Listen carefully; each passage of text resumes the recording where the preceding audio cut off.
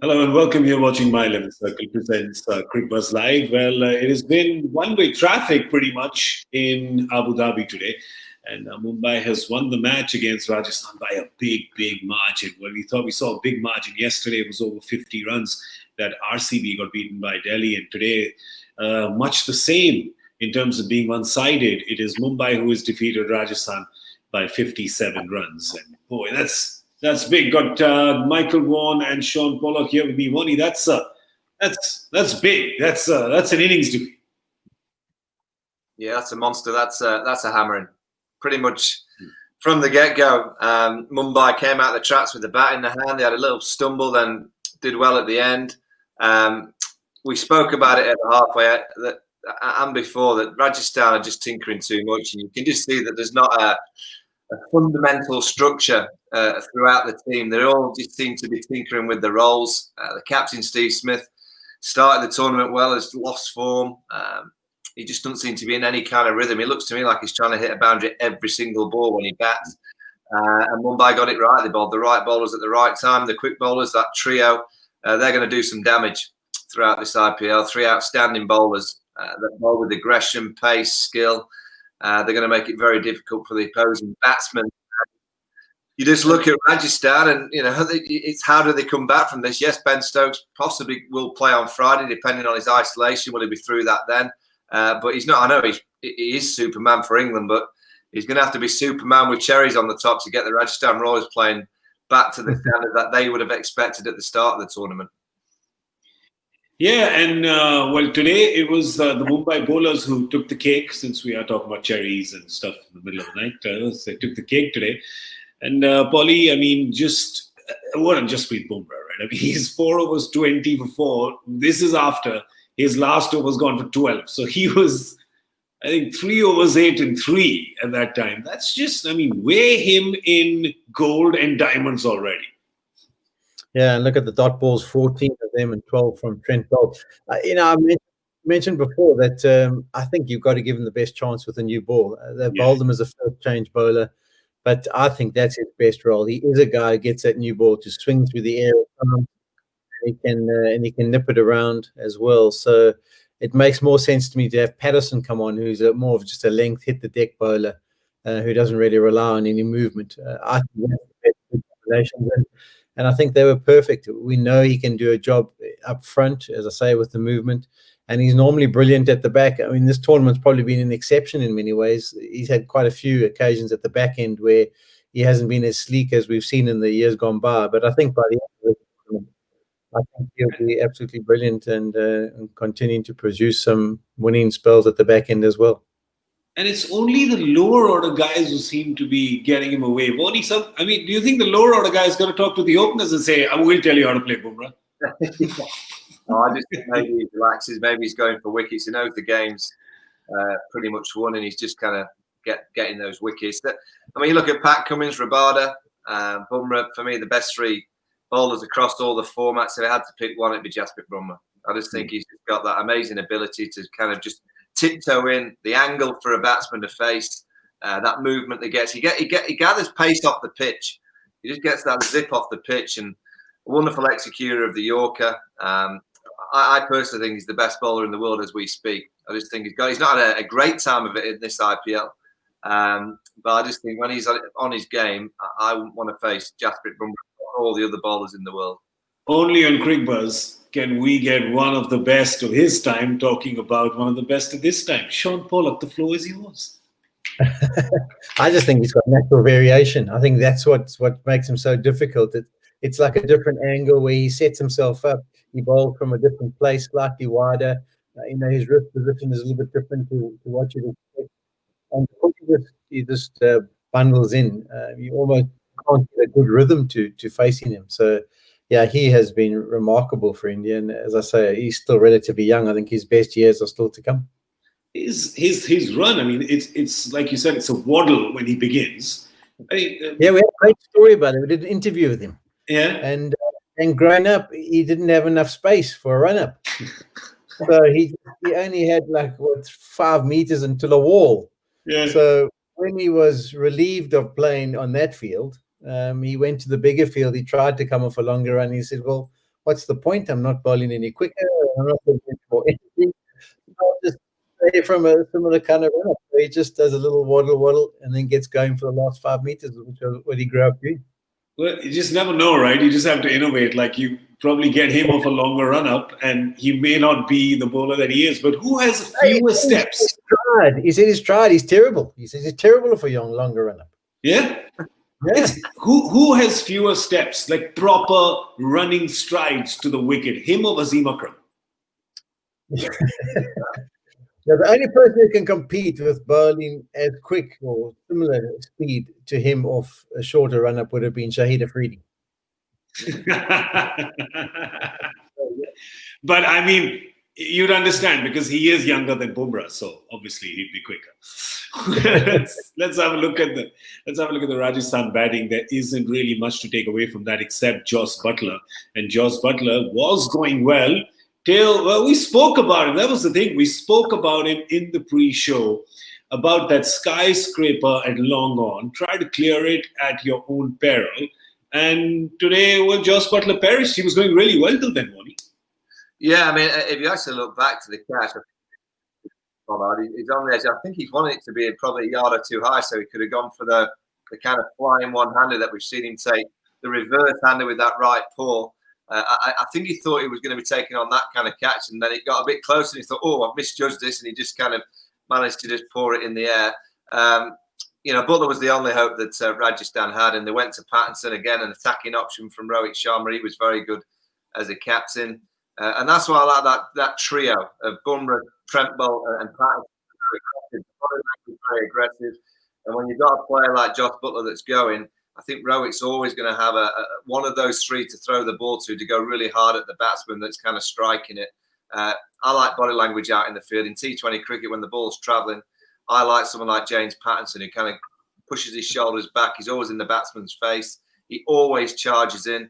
Even if you've hit him for a six, he'll just keep charging in. He'll keep trying to bowl quickly. He's got the odd cutter and the odd slow ball, but generally just tries to bowl as quick as he possibly can. I like that style of mentality in T20 cricket. Polly, Rajasthan's going to look at their batting lineup, and they're going to have a proper batting huddle, saying we got 70 from our opener, and after that, our second highest score is from our number 8, number 9. Yeah, it's not ideal. I think it's at this stage of the that you start to have a look and you can start to pick teams who may be going to fall by the wayside. I know it's a bit early to say they're done and dusted, but all of us, when we come to the start of the show today, we just backed Mumbai because it just looked right. And from what we've seen from Rajasthan, the batting strength hasn't been there and the bowling's been iffy at times as well. So Ben Stokes will make a difference because he contributes obviously to both of those departments. But I think it's going to be a struggle. There's not a lot of confidence there, and yes, a couple of games can turn things around, but I don't really see it happening. I think they're going to struggle from here and in unless Ben has a massive impact. Yeah, and we'll have a look at the points table as well in just a second, because things are looking very good for the Mumbai Indians. Also getting a big injection with their net runner. Look at that. It's now the highest, right? It's plus 1.488, almost 1.5 plus. And there you go. And there's Delhi there. And for Rajasthan, things are not looking good. But what do you know? It's still looking a little better than Punjab. But we'd have to say, Vaughan, that even though Punjab's got 2 points less, I mean, Rajasthan's looking proper woeful right now. You'd say Punjab's probably looking a little better. Yeah, I mean, you look at Rajasthan's wins as well. I mean, that remarkable win in Sharjah, when realistically they shouldn't have got anywhere near that target. Yeah. I just don't think they've got enough players in form. You look at a T20 team, you need 5 or 6 of your players full of confidence. I'm not saying that you need 11. It's very difficult to get 11 players always confident at one time, but I don't think Rajasthan have got 3. I just don't think they've got enough players playing well, believing in themselves at this stage. Will Ben Stokes add to that? Of course, he'll bring a spark to that dressing room, but I just don't think they've got enough of the right combinations right down that order. I don't think they've got the right bowling combinations either, so I think they're going to find it very difficult to come back from this. Yeah, I'm worried for them because they are an exciting team to watch, and they can be the giant killers, they can be the slayers, they're the qualifiers as well. It's not like they're always just pretenders. and they qualify as well. But the thing is, after those first two exciting games, they seem to have more questions than answers at this point in time. And for Mumbai, it's just the opposite. They seem to have no questions at all, and they seem to have answers even for the questions they don't have. For example, you saw Nathan Coulter-Nile, who was warming up, and he's not a bad option, Polly, to have on the bench. Yeah, I think they do at some stage have to try and ease those guys in. I think Alin, Coulter-Nile, they need to get a game or maybe even two as they go through the tournament, because injuries can be picked up at irrational times. And going into the playoffs, if someone like a Patterson gets injured, you don't want Coulter-Nile to be coming in cold. So yeah. I think they will at some stage try and expose those guys. But what Vaughan is talking about, how the Rajasthan Royals haven't really got anyone in form. When you go through that Mumbai side, you've had contributions from the top two. Suryakumar comes good today. Ishan Kishan, he got a 99. Then you got Pollard, Pandya, they've both struck it really well. And then you go through the bowling department.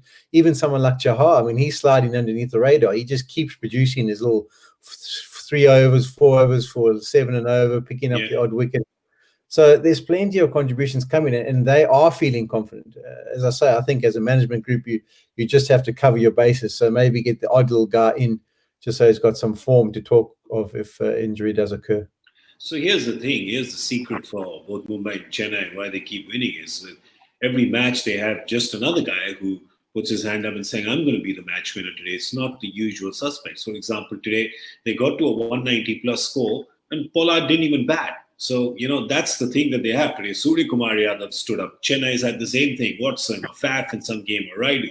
So it's the different match winners, and they have the ability to turn a game on their day. Mumbai's got it plenty with the ball. Today they got it from Suryakumar Yadav with the bat just stuck around right till the end. Got all the runs and was very innovative. And he's also on a boost stamina meter. And it is no surprise because it is quite hot. He was 79 of 47 balls. He stayed at the pitch for 93 balls, barely any dots. It was under 30%, and scored about a third of his runs running between the wickets. So what he gave you, he didn't give you much in the V, but he almost got 36 or 37 runs, which was just between third man and fine leg. That's just classic T20 batting, using the pace of Archer to hit a 6 over the keeper's head. Jeez, that takes some spine.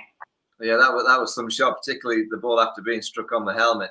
Yeah, he's a good player. He's a traditional kind of player that plays the right way, in my opinion. And then today used the skill and the angles and the pace on the ball. Why fine leg was up in the circle, I'll never know. He just kept on looking over his left shoulder and going, "Thank you very much. I'll have another one over there." Rajasthan were too slow to react to the way that he was playing. You look at Mumbai, Chennai, the teams that we kind of always talk about on the back end of the tournament, and you can probably write down, if I said to Polly, now write the Mumbai team from last year and the year before, it was like 8 or 9 names that you just remember because they play all the time. The same in the Chennai team. If I say, go on, the name is the Rajasthan team for the last couple of years, you're like going, I can't remember because they changed so much. You kind of always searching for that right formula in T20 cricket, but I think sometimes you can search too soon and change too much too soon rather than just trying to be a bit more consistent over a 4, 5, 6 game period, just to allow players to adapt or get used to the roles. By swapping and changing all the time, as I said before the game, I just think players start looking over the shoulder in the dressing room and doubt whether they'll be in the next game, so they start looking after their own positions in the side. And I just look at the likes of Rajasthan, the RCB, 2 teams in particular that I just think players are looking over their shoulder all the time, whether they're going to get 1 game, 2 games, 3 games, they're not too sure. And when you watch some of the footage and you see the Delhi games and then you see Jinky Rane keep coming on the field as a 12th man, you think to yourself, why did Rajasthan let him go? He made some good contributions last year. It just seems like a bizarre scenario. And I think the difference is what Vaughan is saying is, in one setup, you're thinking, am I going to play? And in the other setup, Mumbai's thinking, who's going to be man of the match? That's the mind. True. Yeah. Who's going to be the brilliant performer? And one thing, am I going to play or keep my spot for the next game? And that's what you've got to try and go away from and not create that kind of environment as a management group. I'll have you know that on Suryakumar's birthday, there was a video. It was a birthday. Everyone wishing him happy birthday. This was on social media. It came to Rohit, tell you how fond he is and what a believer he is in Sky's talent. He looks at him and says, "Happy birthday. I'm sure an India cap is not far away from you." So that ringing endorsement getting paid off today, it's big words from Rohit Sharma.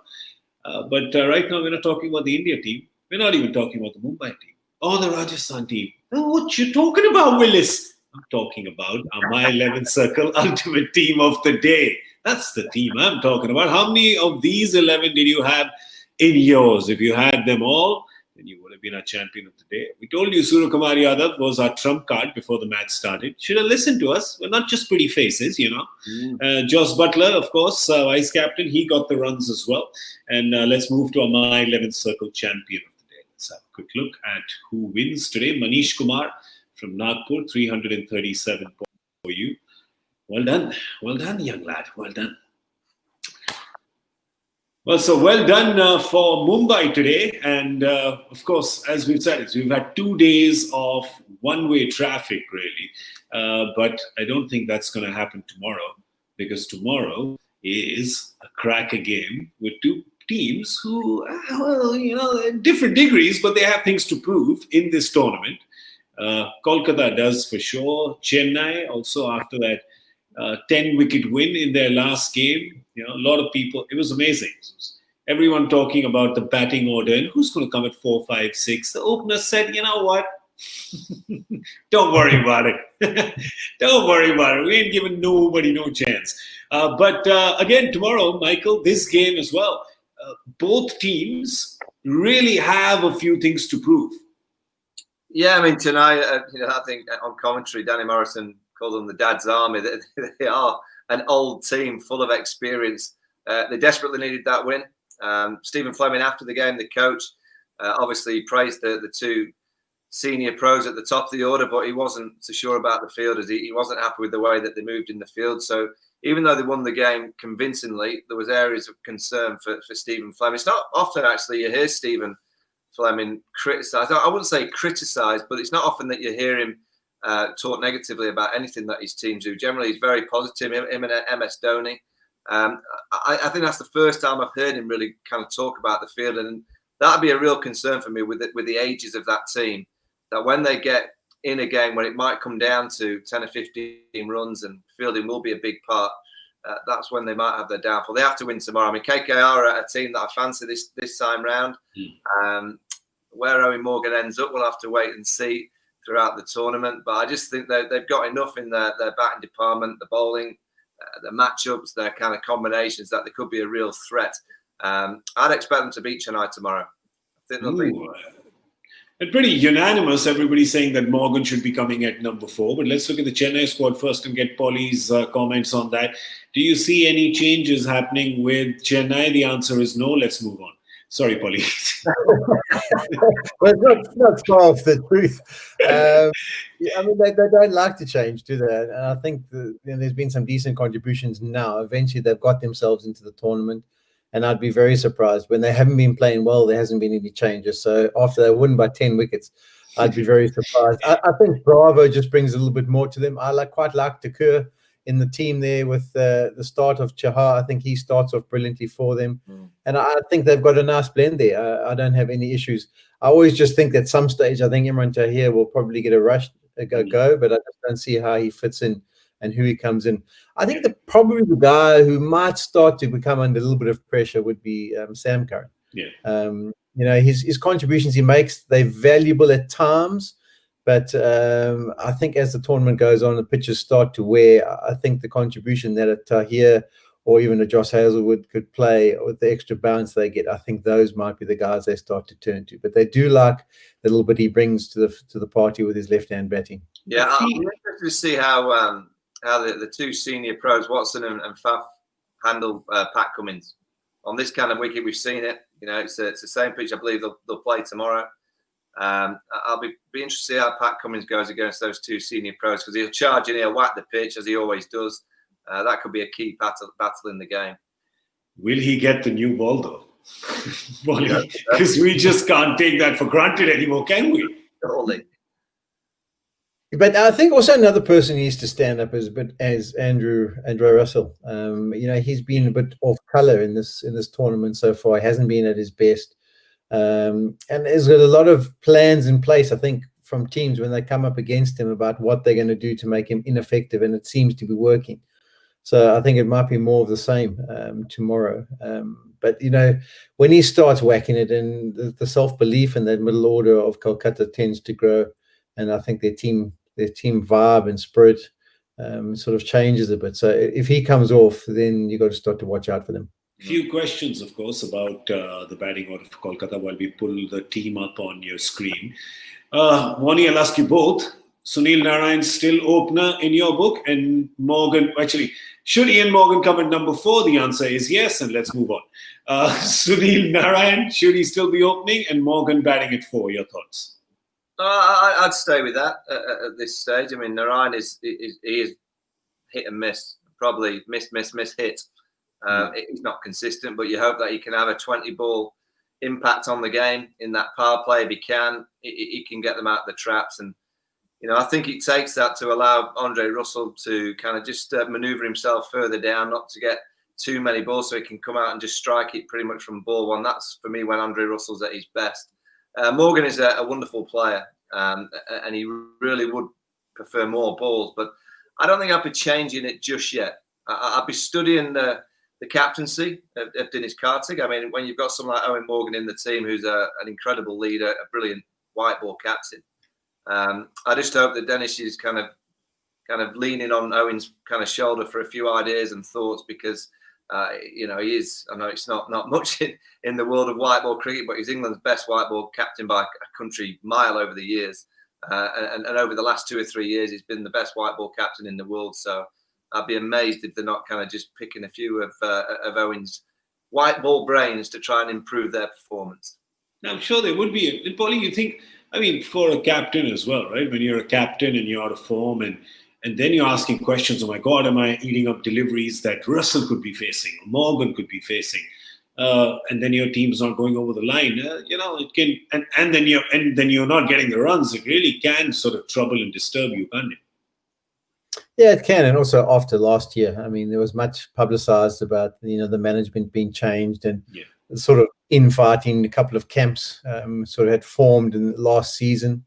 And this is a new season. You try and wipe the slate clean and start afresh. But, as a leader, when there's new management that comes in and you are still the captain, you want to put in some performances to make them get behind you and believe. And, you're only human. When you've got an international captain of the likes of Morgan in your ranks, you're wondering, are the people sort of tending to head towards his direction and asking him for advice or his thoughts rather than me?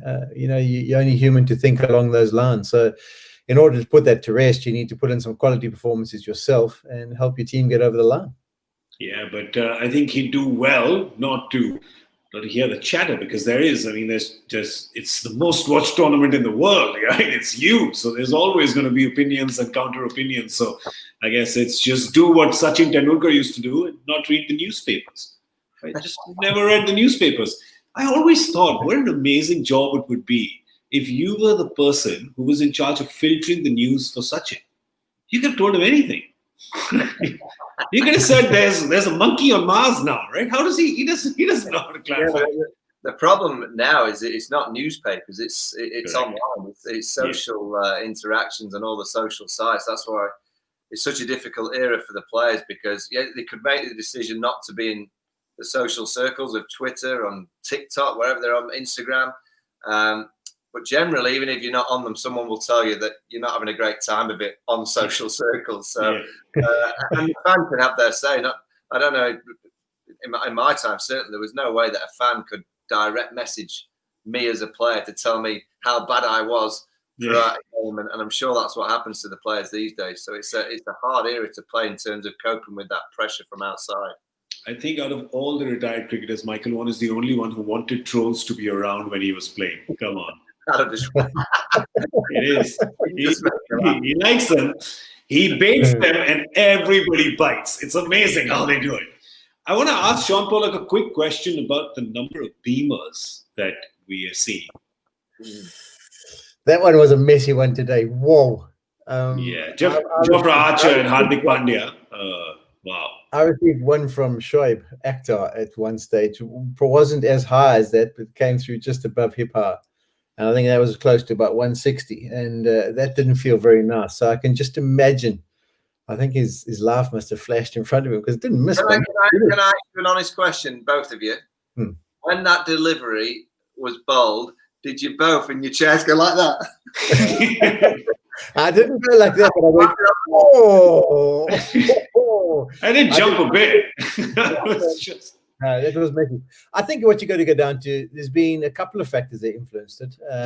We've had dew factor, not the joy factor that's coming just now. The dew factor where the ball gets a bit wet and slips out the hands, and then also with the amount of heat, you do tend to perspire. So that also affects it. And when it gets on the ball, you can bowl those kind of deliveries. And I don't think those are meant. I think those definitely have slipped out.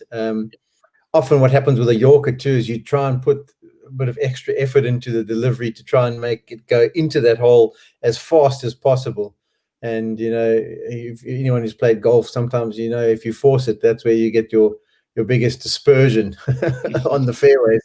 So I think that's what happens sometimes with those big quicks. But it's not nice to see. If that one of those makes contact, sure, it could do some real damage. Strange. The strange thing is that I think I heard Hardik Pandya on the stump mic after that asking Surya if he had managed to hit the ball with his bat, because I guess it just flashed so quickly in front of him. His bat was up a bit like a periscope. If you noticed, he was wondering if something. That was a sound actually. Well, they didn't care. They still got the 5 runs. So in the end, even if they hadn't got them, they won by over 50. So I think they would have been just fine.